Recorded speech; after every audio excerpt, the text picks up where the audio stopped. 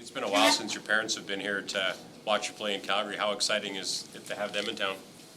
Yeah, it's exciting.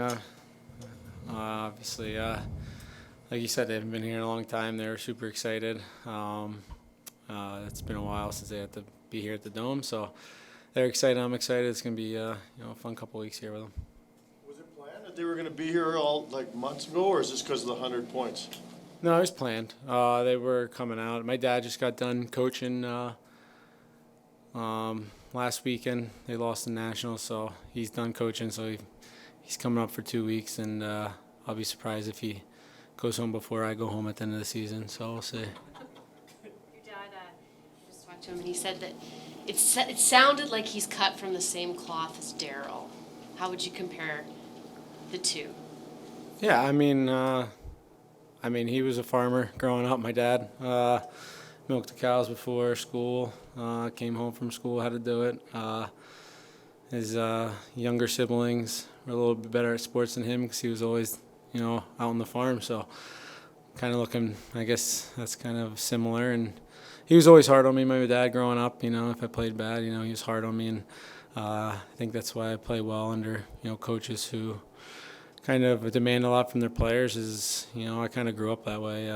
Always expecting me to be the best on the ice. Work the hardest, and I think that's what made me the player I am today. And their coaching style, like he was saying, they have a little bit of a similar coaching style. Yeah, I don't know. It's been a while since he's coached me, but yeah, I don't remember his coaching style, but it was a lot of fun playing for him. Always enjoyed playing for him. He was a great dad off the ice, and pain in the butt coach on the bench sometimes. So he did a good job with me and my brother. Just in terms of this week for your team, chasing. I don't know.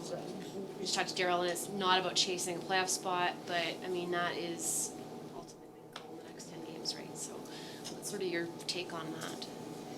Yeah, just keep getting better every game. I think we've done a good job on that last road trip, and we got to get a little more comfortable playing at home. I think we did a good job throughout the year here at home, but past few games playing at home, we have kind of slipped away from being a hard team to play against here. So it's something that we can get better at in the next 2-3 weeks, and hopefully clinch a spot in the playoffs.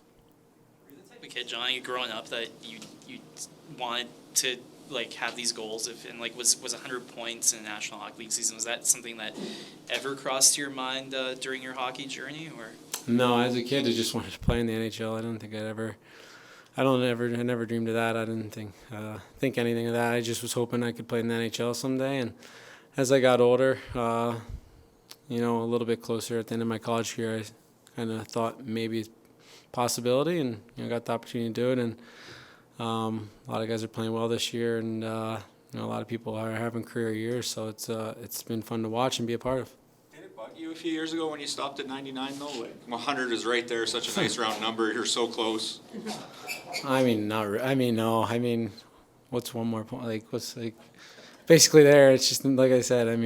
Whether it's 3 digits or 2, it's right there. So, and I think Bill Peters played me 28 minutes that night, so I had all the opportunities to get 100, and I didn't. So it's only on me. But like I said, I was excited with the way we played that year, and excited the way we're playing this year. So it's been a lot of fun.